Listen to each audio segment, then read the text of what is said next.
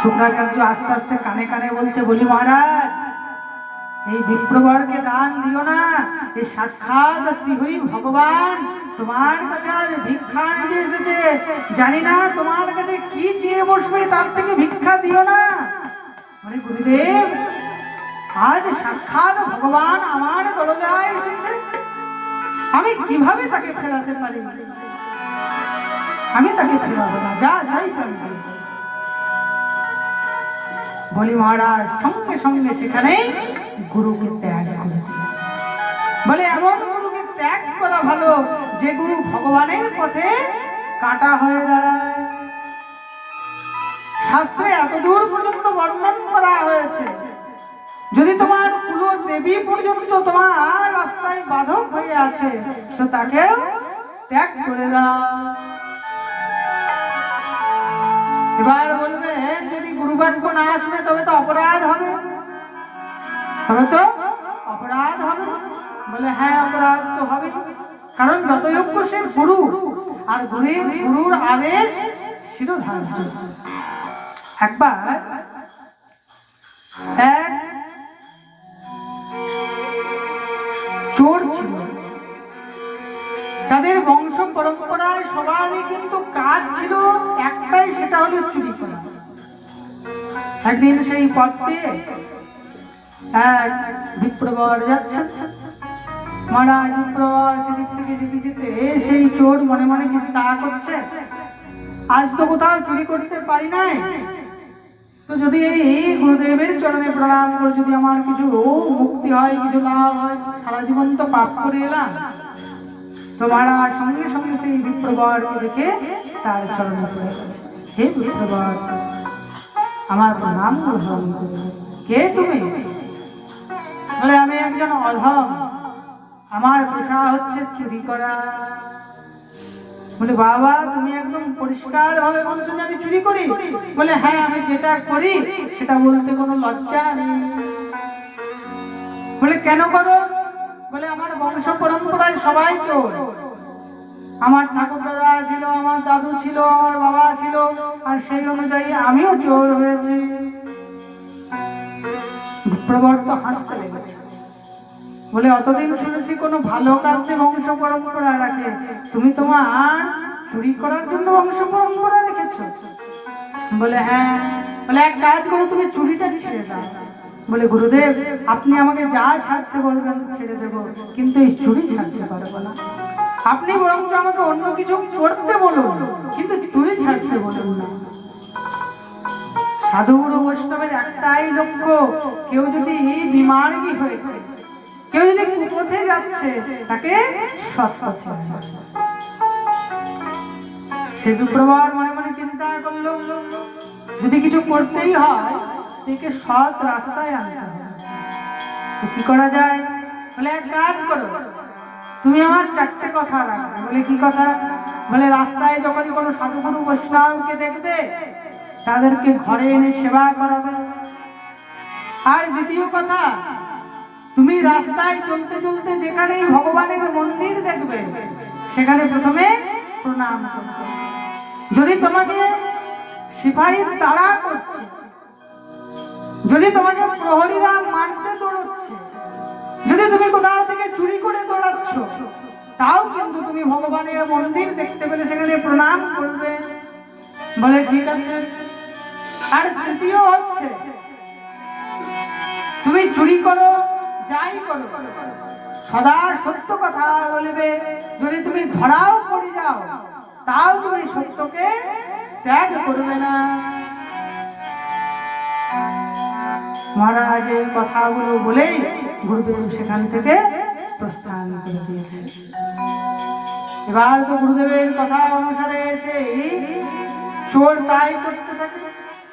একদিন দেখছে 4-5টা ব্রাহ্মণগণ আমার দরজা দিয়ে পেরিয়ে যাচ্ছে, সঙ্গে সঙ্গে ব্রাহ্মণদেরকে ডেকেছে, বাবা আজকে আমার ঘরে সেবা হবে। বলে তোমার ঘরে সেবা হবে? বলে হ্যাঁ আমার ঘরে সেবা হবে। মহারাজ সেবা করার জন্য তাদেরকে ডেকে দিয়েছে। মহারাজ এখানে এসে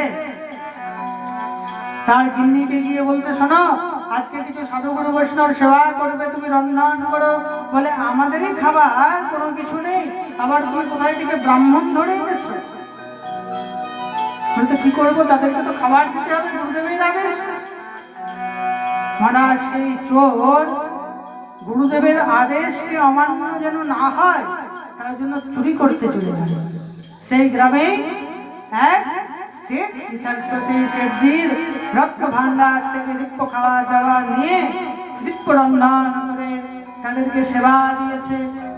এবার সেবা দেওয়ার পরে তার মনের মধ্যে চিন্তা হচ্ছে, আমি তো তার ঘর থেকে চুরি করে আনলাম, কিন্তু তখন জল হচ্ছে, আর এই বর্ষার জলে আমার পায়ের দাগ হয়তো তার ঘর থেকে আমার ঘর পর্যন্ত চলে এসেছে, এটা তো আমি ধরা পড়ে যাব। সে কি করেছে, গুরুদেবকে ডাকতে শুরু করেছে, হে গুরুদেব, আমি তো তোমার আদেশ পালন করেছি, কৃপা করো। এই কথা বলতেই সঙ্গে সঙ্গে সেই তার পায়ের ছাপ হঠাৎ করে কোথায় দিকে ঝড় জল এসে সমস্ত দাগ মেটে। আবার আস্তে আস্তে গুরু পূর্ণিমার দিন সেই চোর মনে চিন্তা করলো, আমার গুরুদেবকে যদি কোনো কিছু উপহার দেওয়া হয়, সেই উপহারে যেন তার সারা বছর চলে যায়। তো কি করতে হবে? বলে রাজার ঘোড়া চুরি করে যা কিছু অর্থ হবে সেটা দিয়ে দেব। মহারাজ একদম নিজের ঘোড়ার মধ্যে চেপে রাজার ঘরের মধ্যে, রাজার রাজপ্রাসাদের মধ্যে প্রবেশ করতে চলে গেছে। এবার প্রসাদে প্রবেশ করবে, একদম মহারাজ চোর হয় যারা লুকিয়ে চুরিয়ে প্রবেশ করে, কেউ সিংহদ্বার দিয়ে কি প্রবেশ করে, আর একদম চোর মহারাজ মেন গেট দিয়ে প্রবেশ করছে। সঙ্গে সঙ্গে সিপাহীরা একদম বন্ধ করে দিয়েছে গেটারে গেট। বলে আমরা হলাম চুরি করতে যাচ্ছি, চুরি করবো। বলে চুরি করবে? তারা মনে মনে চিন্তা করলো, হয়তো মহারাজের কোনো গুপ্তচোর বটে যে বলছে আমি চুরি করব, একে পাঠিয়ে দাও, নইলে মহারাজ লেগে যাবে। মহারাজ তাকে পাঠিয়ে দিয়েছে। এবার সে মনের আনন্দে মহারাজের ঘোড়াকে নিয়ে চেপে একদম চলে আসছে। বলে রাজার ঘোড়া নিয়ে কোথায় যাচ্ছ? বলে বললাম না চুরি করতে যাচ্ছি, আর চুরি করেই তো নিয়ে যাচ্ছি। সিপাহীগণ মনে মনে চিন্তা করছে, হয়তো এই গুপ্তচর রেগে গেছে, ওই জন্য বলছে চুরি করে নিয়ে যাচ্ছি। মহারাজ একদম ঘোড়া নিয়ে চলে গেল। এবার এমন সময় মহারাজেরও কোথাও যাবার দিন ঠিক হয়েছে। মহারাজ এবার এসে হস্তা বলে দেখছে হাতি নেই, নিজের ঘরসালে দিচ্ছে কোনো ঘোড়া নেই। এবার কি হবে? সঙ্গে সঙ্গে যে প্রহরীকে জিজ্ঞাসা করছে, আরে প্রহরী, আমার ঘোড়া আমার হাতি কোথায় গেল? বলে এখনই তো একজন এসে নিয়ে গেছে। বলে কেন? বলে আপনি হয়তো আদেশ করেছেন, আমি কি করে জানবো? বলে তাকে কি চেনো? বলে না চিনি না। বলে কি করে তবে তাকে পাঠিয়ে দিবে? মহারাজ দিব্য বকাঝকা করেছে, সঙ্গে সঙ্গে সেই চোরের পেছন ধরতে লেগেছে। এবার চোর সেই ঘোড়ার পিঠে দৌড়তে দৌড়তে দৌড়তে দৌড়তে হঠাৎ করে এক মন্দিরে সন্ধ্যা আরতি। এবার কি করবে? মহারাজ সেখানে ঘোড়াটাকে বেঁধে, কারণ গুরুদেবের আদেশ, গুরুদেব বলেছে যদি কোথাও ভগবানের মন্দির দেখতে পাও সেখানে দাঁড়িয়ে প্রণাম করবে। সে তো সেখানে দাঁড়িয়ে গেছে। এবার সেখানে দাঁড়িয়ে ভগবানকে প্রণাম করছে, সন্ধ্যা আরতি দেখতে শুরু করেছে। এদিকে প্রহরীগণও দাঁড়িয়ে আছে যে আসুক বেটা ধরবো। সে যখন এসেছে আস্তে আস্তে সিঁড়ি দিয়ে নামছে, সঙ্গে সঙ্গে তার লক্ষ্য পড়ছে সেই ঘোড়াটা। আরে আমি তো কালো ঘোড়া চুরি করেছিলাম, এই কালো ঘোড়াটা সাদা হয়ে গেল কিভাবে? সমস্ত সিপাহীগণ বলছে, আরে তুমি যে ঘোড়াটা চুরি করে নিয়ে এলে সেটা কোথায় রাখলে? বলে এই তো বাঁধা রয়েছে। বলে মহারাজের তো কালো ঘোড়া ছিল, এটা তো সাদা।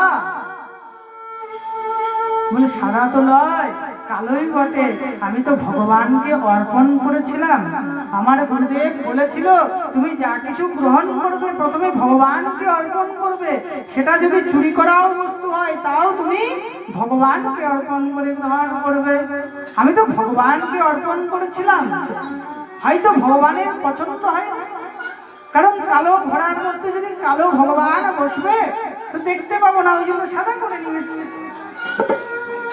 মহারাজ প্রহরীর তো মাথা খারাপ, সবাই মিলে সেই চোরকে রাজার কাছে নিয়ে